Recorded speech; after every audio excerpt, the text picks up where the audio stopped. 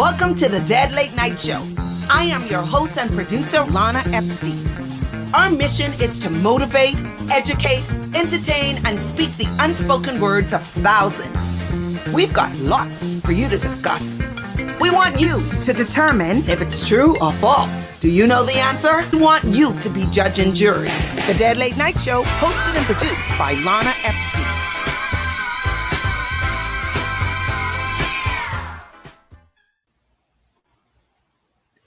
Good evening and welcome to another edition of the Dead Late Night Show. I am your host, Lana Epstein, and I am so happy to be back on. Yes, it's been a while. It's been a while, and we took a little break. We had some obligation to take care of, and because I was working in a capacity whereas of interest, I made a decision to just, for the last 3 weeks, just sit back and watch what was going on in regards to the elections. And tonight, as you know, a week ago, I should say, we actually we had our elections. The Free National Movement, they had there was a resounding results and they won. And now that the election is over, our topic is, what should we expect? We're going to be expecting two guests tonight. In Nassau, Bahamas, Mr. Keith Seymour. And he has a lot of background in politics, and he's been following it really, really closely. And then we have another guest, and I'll be adding her in just a second. And her name is Miss Frederick Black, and she lives abroad. In fact, she is a returning guest. She had such a wealth of information, and I love her opinion on how she feels about the election and what was taking place. And she's not afraid to talk, and I love that about her. So we will be adding her just in a few minutes. As you know, the Dead Late Night Show, our motto is to educate by providing you with the information that you need. And we're here to also motivate you in your spirits. We're here to speak the unspoken words of thousands. So for the next few months, I am encouraging all of you to write into the show. We're going to be inviting you. You can appear on the show live while I'm broadcasting. We have added some new things where we would be able to do that. So it doesn't matter where you're at. If you're in your car, well, no driving and video, okay? Videoing, okay? We just want to make sure of that. But if you're at home, if you're at the office and you have a little break or whatever it might be, we want to encourage you. And we're going to go ahead and we're going to add our. So welcome, Miss Frederica Black. She is all the way in Missouri, and she is a Bahamian. And this is our second showing on our show. And so welcome. Thank you so much. I am so honored to share space with you. I'm so honored to be a part of the Dead Late Night Show. I am so excited about this conversation tonight. Fantastic. Now, a lot of excitement's been happening. Last week, a week ago, because today is Wednesday, right? I just want to make sure. Today is Wednesday. So 1 week ago, it is now 7 o'clock. So the polls had closed at 6 p.m. So 1 week ago, the intelligence at their various constituencies, they were given a ballot. They had to make a choice, and they made their choice. I mean, it was a resounding choice. I mean, it couldn't get any louder than that. And next on how everything works. So as I told you guys earlier, for the last 3 weeks, I was kind of low key. I was not for any party. I was at and I worked in the capacity for the government. in terms of being one of the individuals that partaked and worked along with the presiding officer. And not only that, I actually worked in Centerville, one of the most nerve-wracking constituency this particular election. I mean, when you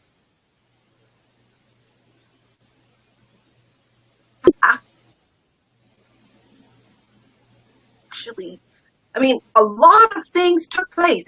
I am here to say that it was very interesting to see the amount of work that the parliamentary secretary's office put in to actually organizing and ensuring that through various amounts of meetings and trainings and scenarios and the law and what to expect and what to look out for and how to make sure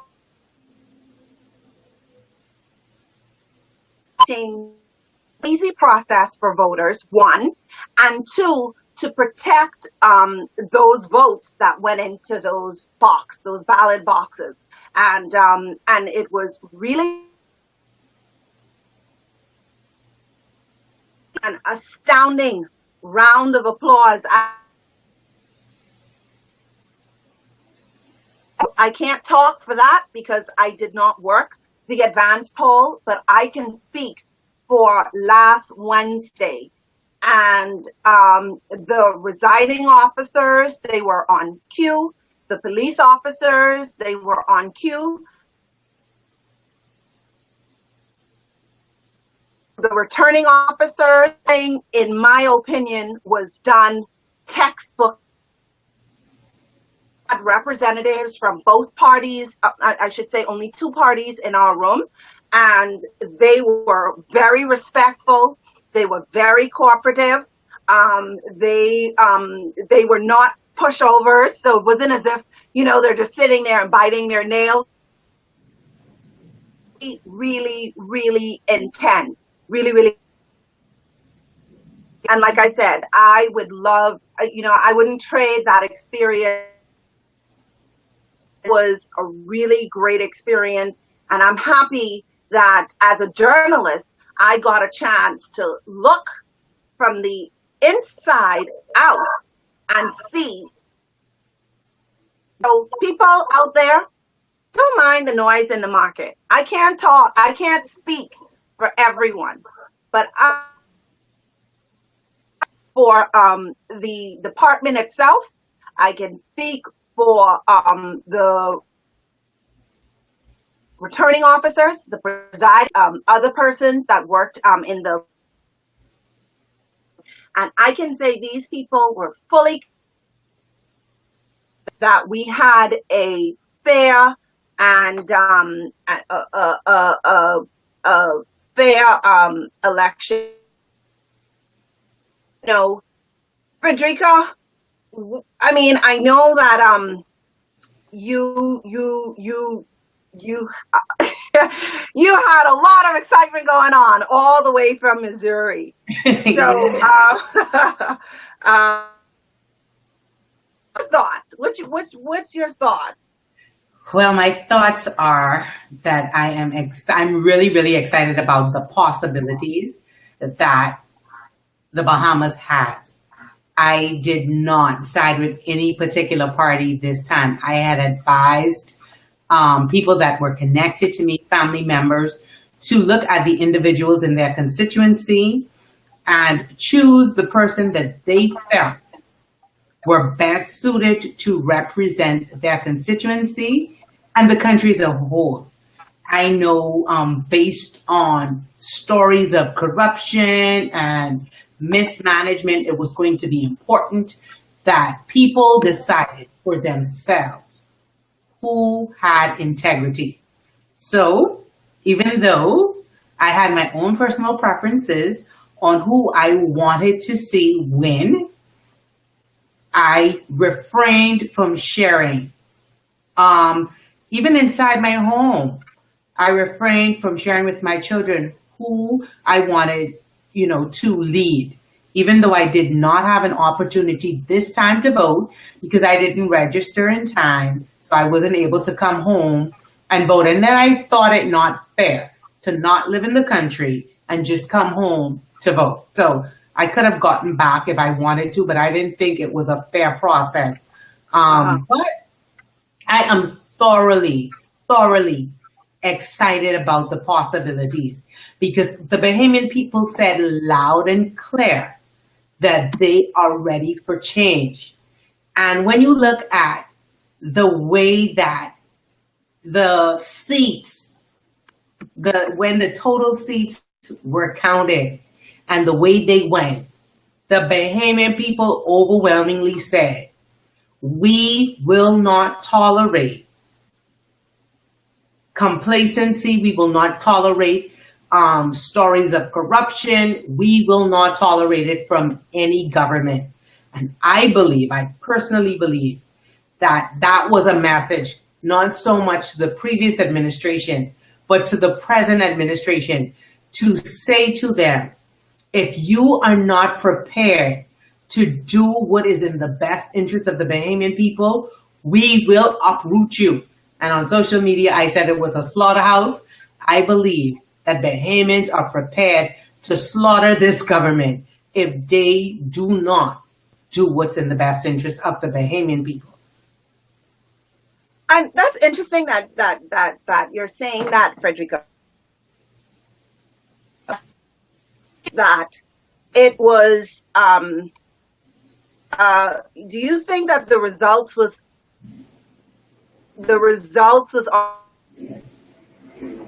on the basis of good marketing, or was it tired? And if they're tired, what is it that they're tired of? And did marketing have a role to play in it? For sure, I believe it did. But I believe personally that the two referendums, right, where the people unequivocally said no, and the prime minister went ahead and still went against the voice of the people. I believe that was one of the major reasons for the outcome of this election. I also believe that the Bahamas situation played a major role. And then I believe, let's say things with Fitzgerald, situations like that in itself, I believe played a vital role in people deciding to vote against putting in the Progressive Liberal Party for another term. Let me ask you this, and I think that's a fair. I think I lost you for a second. Do I still have you? Yeah, I'm here. It's going in and out, but I'm here. Analysis. Here's how I see it, and it's my opinion. And looking at the numbers, and I don't know if these are solid numbers as yet. I'm still waiting on. I'm trying to get the report that a independent analysis group had done, and I know that people are still working on final numbers in terms of the amount of actual voters. But in the we had about 53 to 57% of the voters went to the Free National Movement. 30-something% went to the Progressive Liberal Party, and then the remainder amongst the other parties. That's obviously a landslide. However, there was a 40, I think they said only about 40, there was a 40-something% of the registered population that did not vote, that didn't vote at all. So my question is, why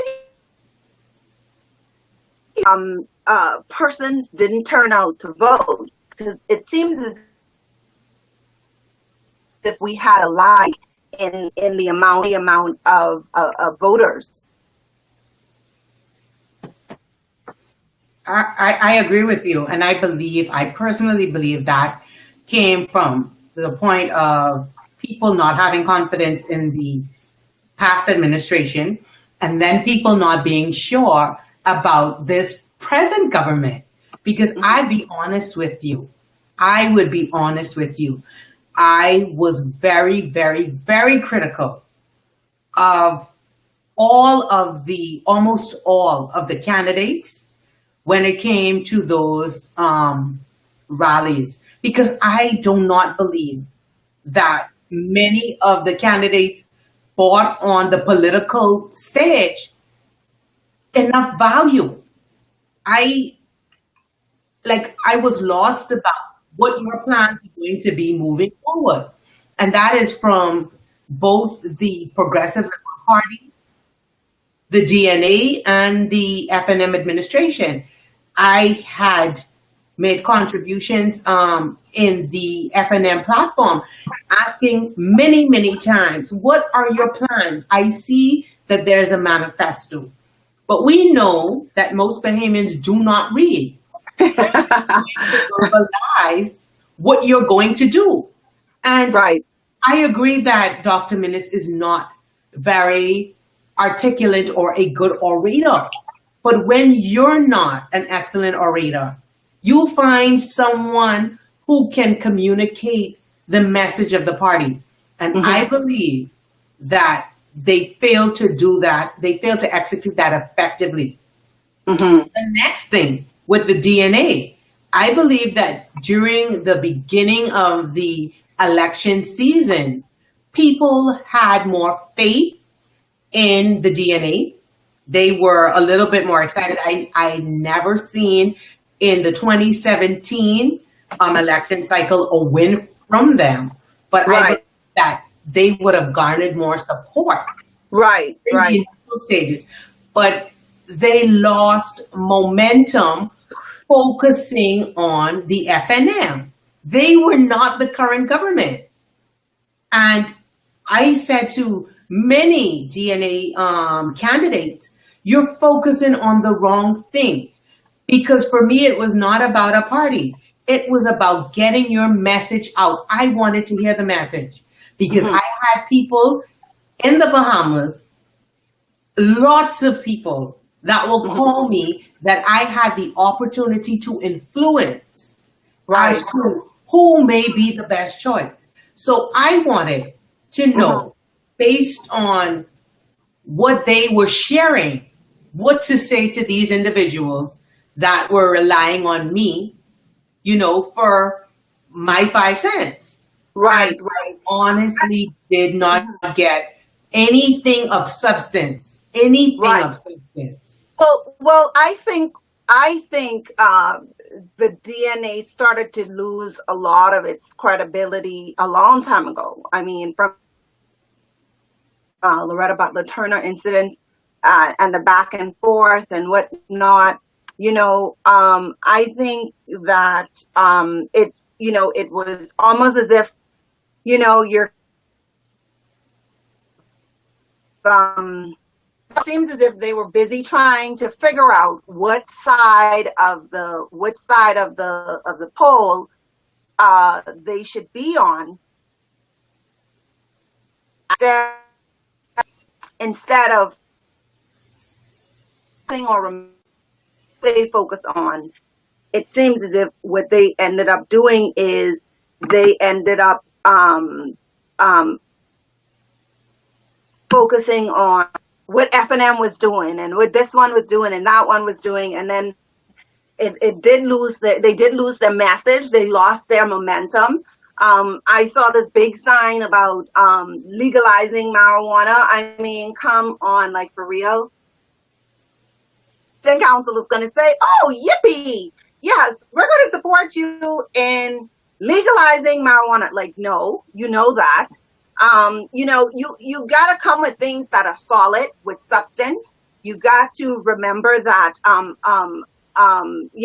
don't think that they would have won resounding. However, you would have had a couple seats in there if you remain or what have you. But I still think that in regards to the win for the FNM, I think nobody knew which way this election was going to go. I think what happened at the very last moment, at the very, very last moment, I think what happened was the people that were supporting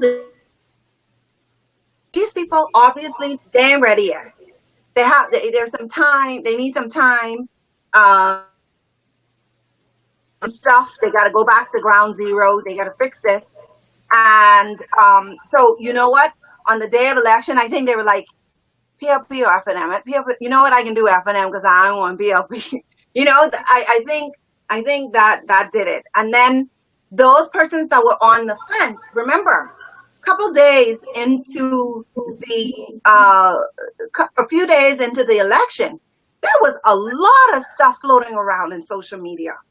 Some of it was true and some of it was untrue. I can't say that any of it is true because I didn't see any proof. I didn't see any background proof. We can say anything that we want to say. I'm a person with, that believe in black and white. If you say that, well, why you didn't get him long time? Why you didn't come up with the evidence long time? Why are we talking about it days before the election? And I think that had a lot of influence on the outcome. So those people that were on the fence, I think that they walked in there and they're like, you know what? I don't know if it's true, but I'm so sick and tired of all these rumors and all these things that are being said. And it seems like its ability could be great. And you know what we say? If it looked like a duck, it quacked like a duck, then is a duck. Yeah. So, you have those. And I can say that kudos. I've been very neutral through this whole process, but I have to give kudos where it's well deserved. Kudos to the marketing team for the FNM. They knew exactly what they were doing. They were out there. They were chiming. It was to the hilt. I mean, everywhere you look, you heard FNM, whether was good or bad or whatever. It didn't matter. And that is a class A marketing tool with any product. It's like when you go into Kmart and you're at the checkout line and everything else while you were walking, because you said, I'm going to Kmart or I'm going to wherever you're at for this particular thing. And when you get to the checkout line, all the candies, all the soda, everything that you said to get. Pick it up. And so it's you, because people have been hearing and seeing this fire torch. They've been seeing they've been hearing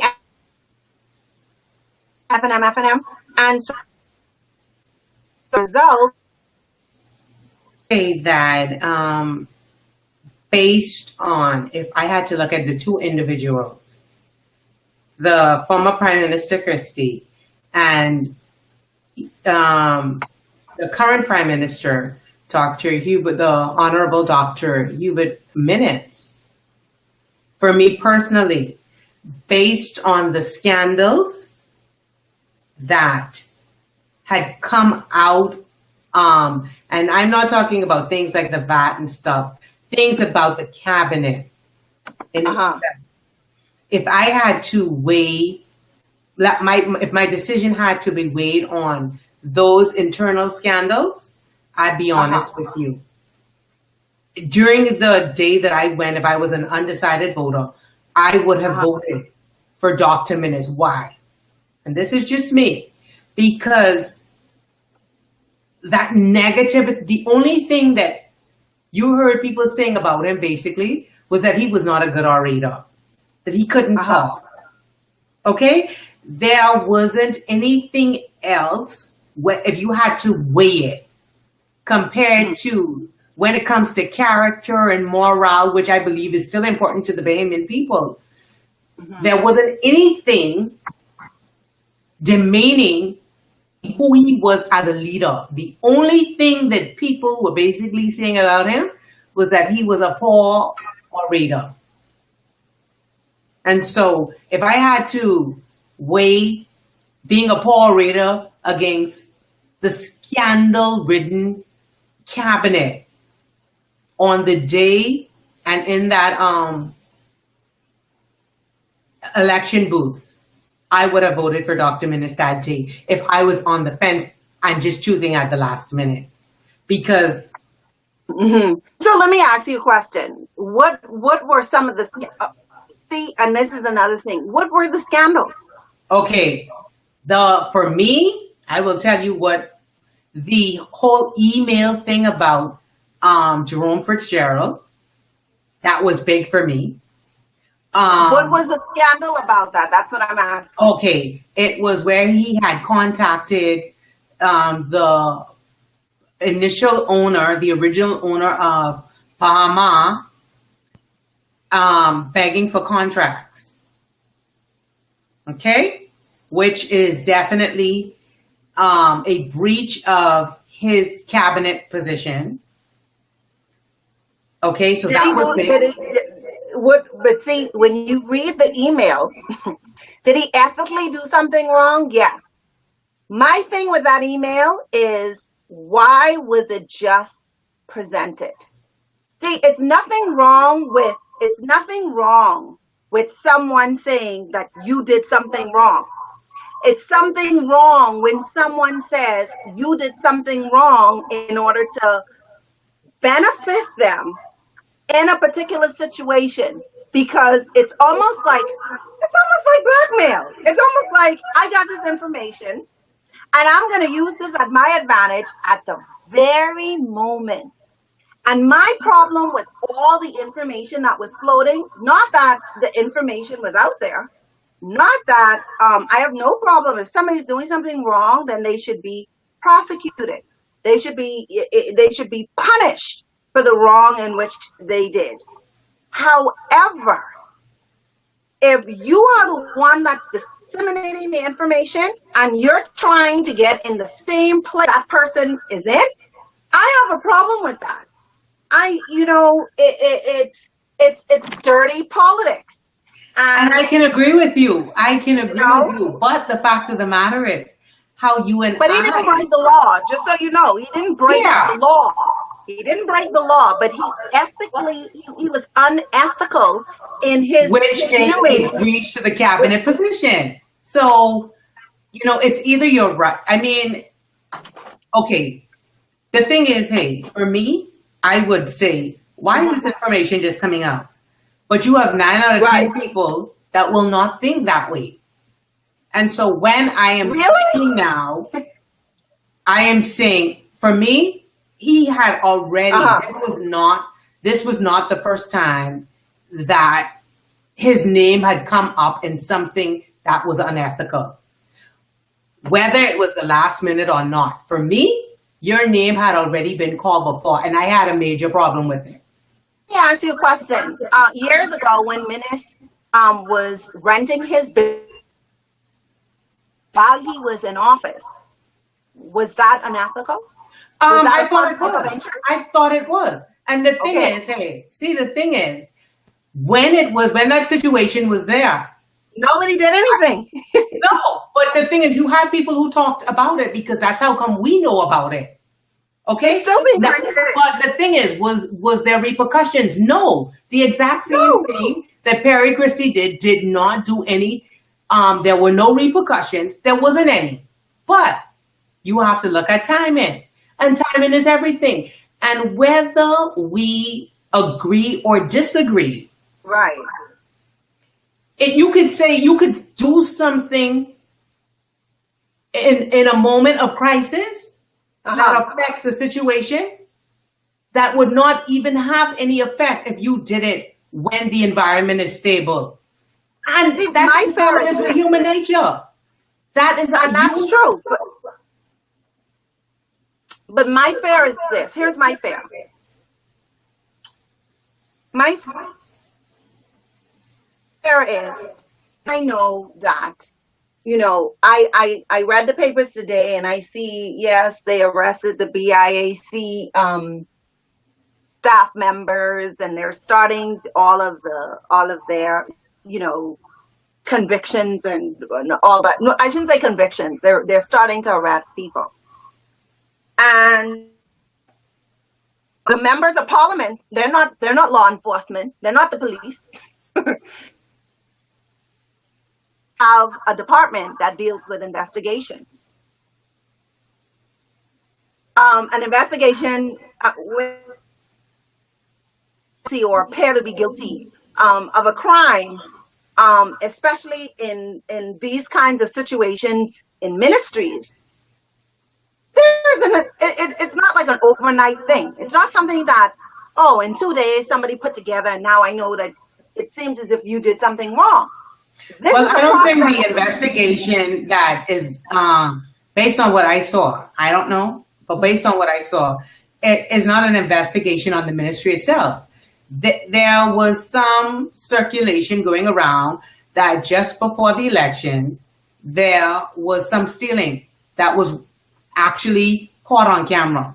I don't know the details. So why the arrest wasn't made? Hang on a second. It happened a few days ago. And so if something happened a few days ago, this wasn't something that happened. This happened during I think the day of the election. And so I would think that due course would have to take place. This is only a few days ago. You would have to review the camera, and then if you find that, hey, something looks like it is not right, then you would have to go and you would have to do an investigation. The police. At the end of the day, hey, this is what I feel. I personally feel like, hey, there comes a time when the line has to be drawn in the sand. True.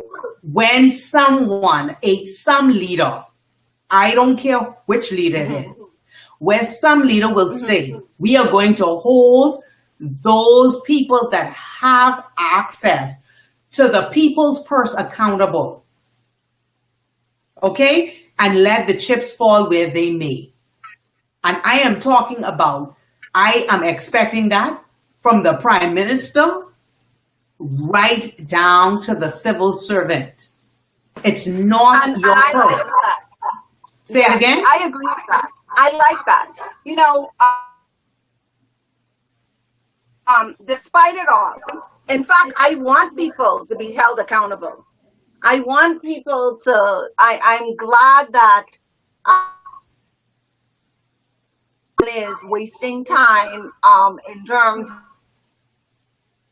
of what I don't want to have happen is I don't want us to go on a wedding about all the important things that needs to be taken care of, because as a result of this election, it's not about I come for your head, I can fire everybody, and no. And I think that would be I think that it's a waste of taxpayers' money. It's a waste of time, and then we have so much things to do going forward. So my thing is, I'm thinking, okay, it was a current situation. Okay, it was a current situation based on what I heard. I really don't even like to repeat things that I hear, because when you're dealing with social media, you're dealing with people's own personal opinions, and it's a skewed view. Okay? And so I like you said, I like to know what in black and white. Right. But let's say moving forward, there should be checks and balances. And this is why I think that the Freedom of Information Act is going to be so important to implement. Yes. So, because you have the Bahamian public at large sitting down and saying, what is this? What is that? What is the next? Why is this happening? Why is the next happening? And it gets the people involved. And I believe that it's going to be it's going to help with more transparency. Yes. But also we have to be those persons that are on social media that's sharing information and play the role of, whether it's for entertainment or whatever the purpose is.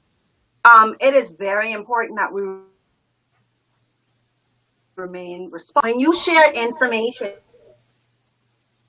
You have to make sure that it is, just days after the election, you had people getting fired and not people getting fired, not people, hyperventilating about their jobs and all kinds of stuff. And Dr. Minnis said that, listen, we're not here to victimize anybody. You get to choose during the election process. That's a part of the election process. Right. So whether you're whatever it is, we don't care. It's about people holding people accountable and making sure that persons are doing their job and doing their job correctly.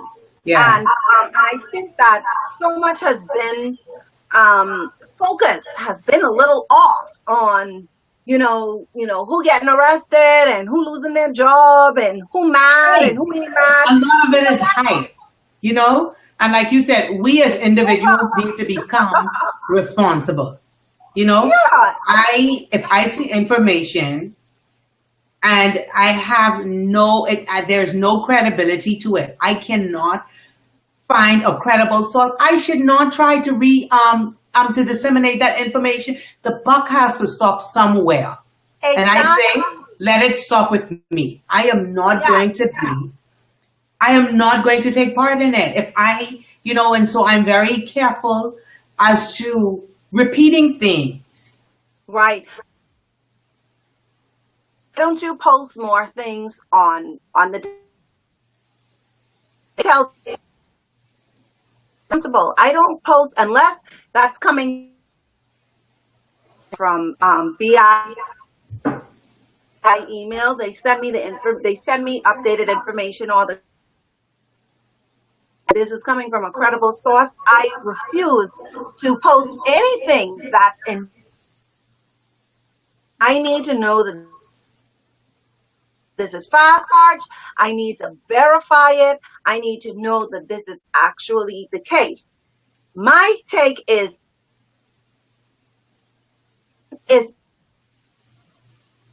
over. So this jaring and all that stuff, let's get to the real deal. Okay. Let's get to education. Let's get to health. Yes.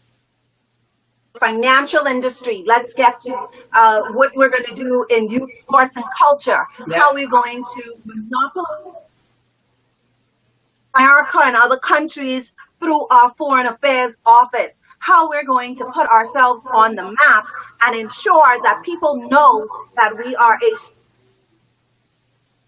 a country. We are a country that have educated people, that have capable people, and we are here to remain on top. If we are, and we need to focus on being the creme of the crop once again, because we're getting taken over. People are watching us very closely and they're laughing at us. So let's not be childish. Let's stop spreading office. They appointed 19 persons, and we'll get into that a little bit in terms of in terms of your thoughts on those selections. But it's time to run. I don't want to hear about why PLP lost, why FNM won. Fired, who ain't getting fired, who doing this and who doing that. I don't care about any of that. I want to been selected to represent not only your area, your constituency, to represent a ministry. Are you going to take advantage of those professionals within the table and make the necessary adjustments or non-adjustments or implement things in order to better each ministry so that we can have a productive society? Agreed. Yeah. Agreed. So it seems as if we had the new cabinet office have been selected, and One of the things that I would like to say before I get into it is this. Let's commend Prime Minister Dr. Hubert Minnis on how he seems to be delegating.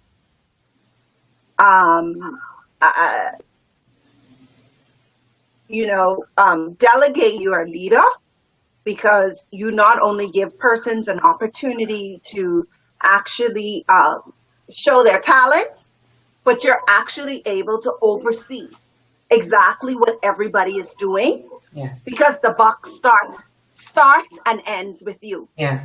So I thought, in my opinion, that was very, very commendable. Yes. And I believe in so. terms of, I was elated to see that the process did not take long, that the ministers were named very, very quickly. I thought he did an exceptional job with that, and that is to be commended. Yes, exactly. And then in terms of the choices, what do you think of some of the choices? Overall, most of the ministers, I am satisfied with the new ministers. I'll be honest, because, this is a group you're giving a chance to, and a lot of it is going to be, you can't make a prediction right now. So I like the right. I was right. very disappointed with the choice of Dion Vokes.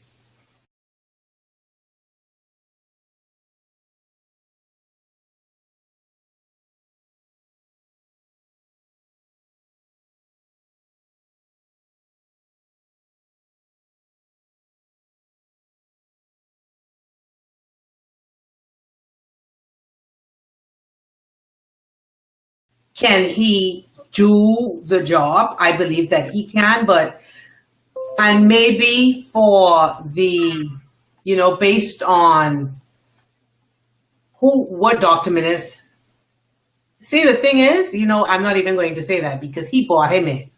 And so if you could have brought him in, I feel like you could have picked someone better to bring in, because I believe that we have other people who could serve in that capacity who will do a far better job.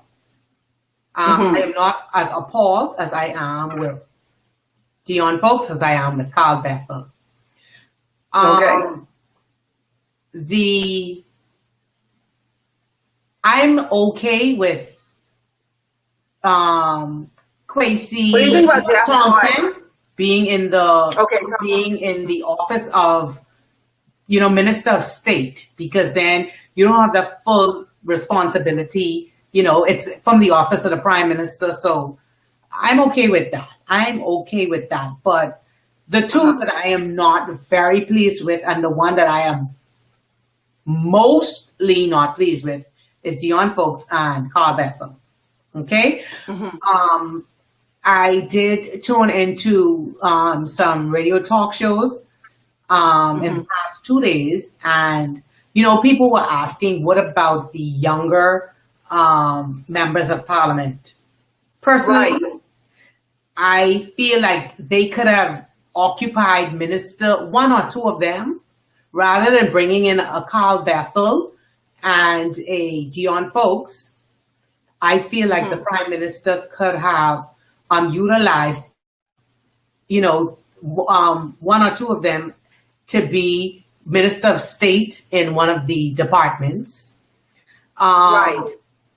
The thing is, though, generally, I could cherry pick. Okay? And that is what I try not to do. When I look at the cabinet in general, I am mostly satisfied.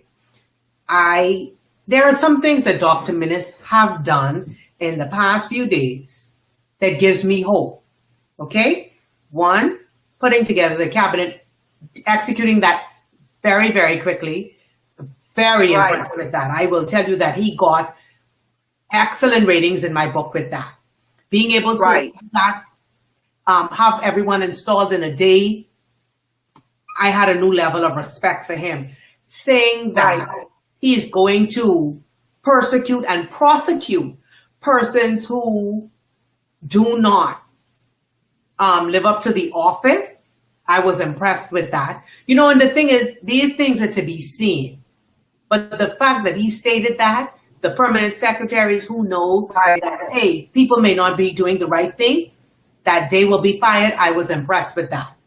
Okay? So, when I look at the overall consensus of what has happened thus far, with him, I am feeling like, okay, Frederica, don't be so critical and cherry pick, and give him an opportunity, give what he's doing an opportunity to come together. Because a lot of times, looking on the outside, you only see one part of it, and based on the collective, he may see, hey, okay, I need a Dion folks for right now. And maybe he has someone who he will have in training, that who will be able to replace Dion in the next 100 days. Lord, I'm praying for it. Because I'm not happy with Dion. I am not. Right. Me, like you said, critical decision. Doing so, I must commend Prime Minister Dr. Hubert Minnis for doing so. However, I get voices. I was excellent for it. I mean, that's what he's been talking about. When he had one, he just talked about it so much, and he's for youth empowerment and ensuring that our nation's future are well educated, not just well read. So kudos to that. I agree with you when elected persons within the F&M government. I do agree. I think they should have gotten like junior ministers so that they can be trained. I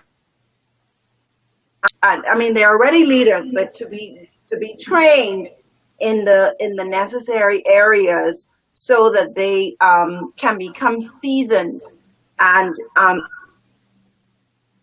in the event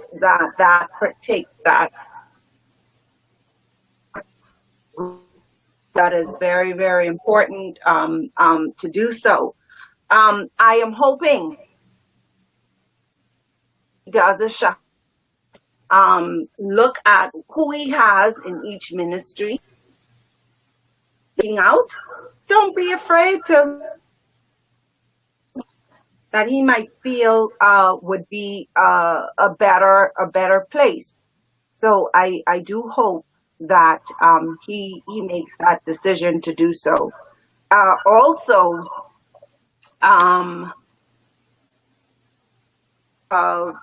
in terms of him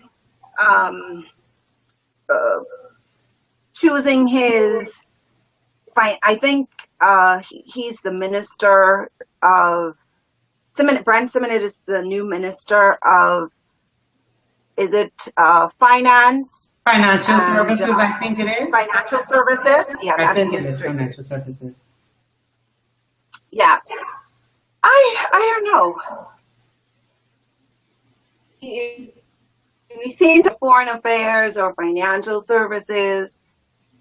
Maybe it may be foreign affairs. I'd have to look. No, he's not foreign affairs. I think it's let me get it right, because I just closed. So it's actually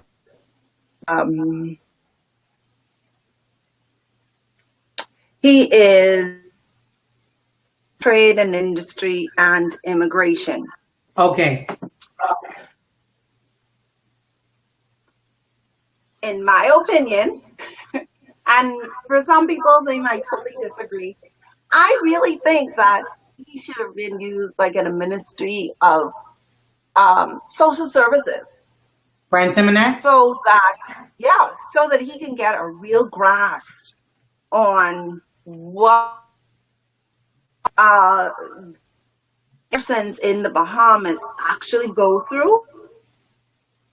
Plan in terms of to try to help those people, and when I say help them improve their set situations financially,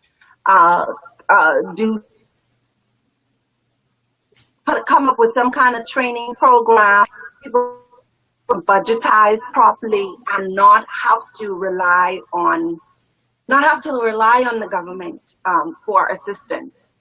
The reason why I say that is this.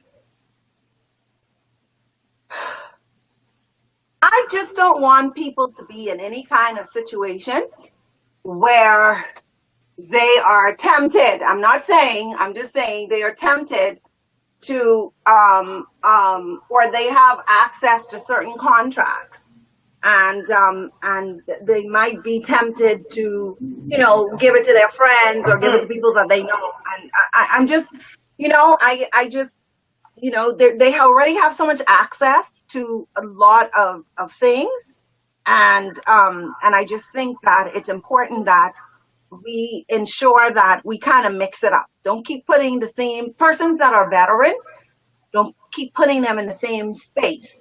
Now, granted, as you said before, Prime Minister might have said, you know what, this individual has a lot of experience, so I'm going to put him here because we have some very important stuff that we need immediately, and he's going to be it quick. I'm hoping that, like I said, a shuffle is done, and we Yeah, I am hoping so. These days, the ministers only serve at the pleasure of the prime minister. I am truly hoping that, within a year or two, especially people like Carl Bethel, Desmond Bandas, those ones who have already served, move them out and allow the younger MPs to get in. I asking Travis Robinson to go in and be the Minister of Tourism. I don't feel like he's ready. I do not feel like he has the experience and the know-how as yet. But I believe that if he works under someone, within a year or two, he would be able to execute the plans of the government. Because the thing about the minister is they're not really coming up with their own ideas. They're executing the idea of the government. And so I believe that with the proper training, which the Prime Minister said he is going to do, and I am so elated about that. I know that they've done that before in the past, where the ministers receive training, on ethics and the office that they are occupying. I believe that same kind of training will get young people like, say, Travis Robinson and Adrian Gibson prepared for the largest stage, and they would do well as ministers. Yes, and I totally 100% agree with you in regards to that. People like to say, oh,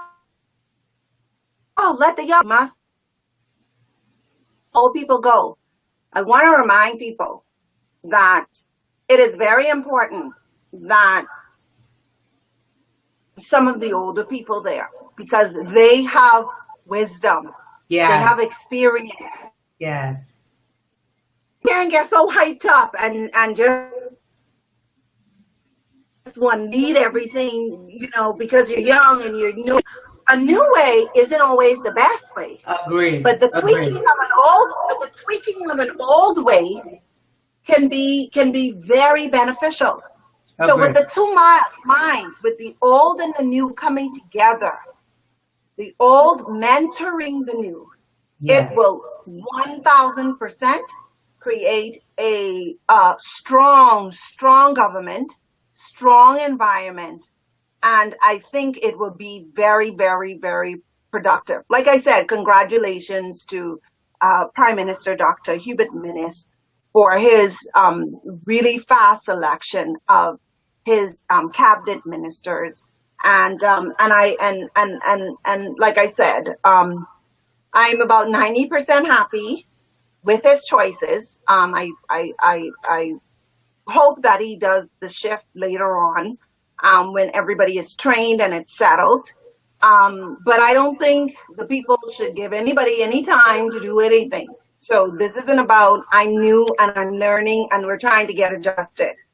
While you were campaigning 5 years, for the last 5 years, I don't want to hear, well, we knew at this and we just come in and we just, no, it don't work like that. No, they need to be able to get on the ground, run it. Execution. Right. It's going to be important with us moving forward and rebounding as a nation, coming back out strong. And, you know, as a Grand Bahamian, let me tell you something. I am so passionate about the magic going back to Freeport and to Grand Bahama. Uh-huh. And so I am saying, you know, we don't have no time to be wasting. I remember when unemployment in Grand Bahama was up to 21%. Okay? We don't have no time to be wasting. Yeah, the numbers have dropped, but they are still really, really high. Get some stuff going on, because I will tell you, I am ready to go home. I am so grateful. Don't get me wrong. I am so grateful for the opportunity that I had in America. I know that I am living much better here than I lived in the Bahamas during the last few years. Right. You know? But I need that fresh air. I need the beach. I need to be able to walk on the sand. That's all I ask for. I won't go home, please. So I know you often see those photos of mine, and yes, and I tell people that's what I, so that you could sit down and eat some bamboo shack and a cold collection, and you're sitting on the beach and. Oh man, I am going to tell you the truth though. I am optimistic. I am excited. I'm elated about the new government. You know, I am hopeful.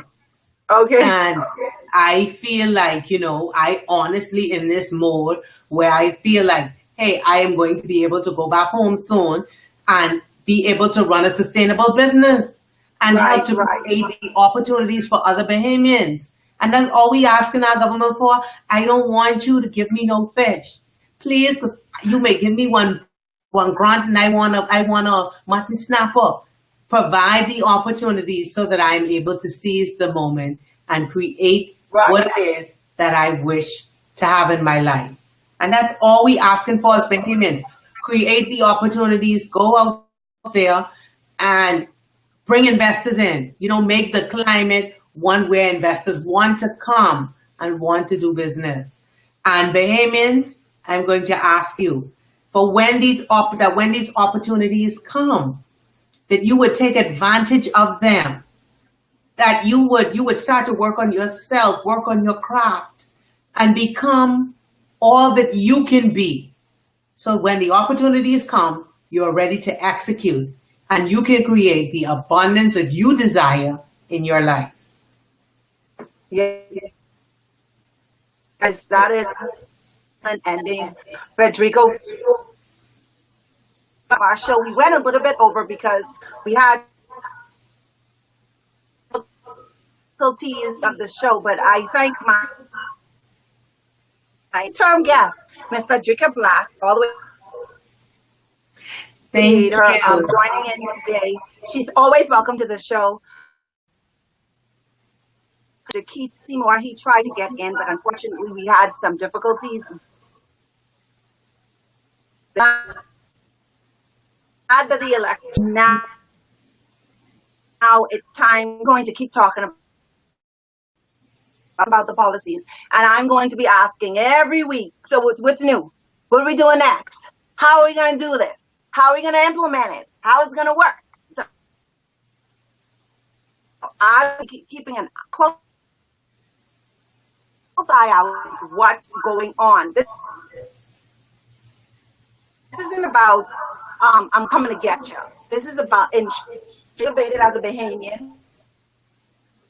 People are motivated based on the opportunities that are provided out there. That's my motto for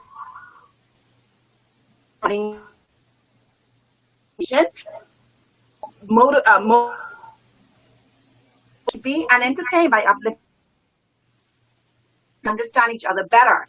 And if they understand each other better in their soul, but first they have to understand that their neighbor is indeed just like them with the same problems and the same questions. So I want you to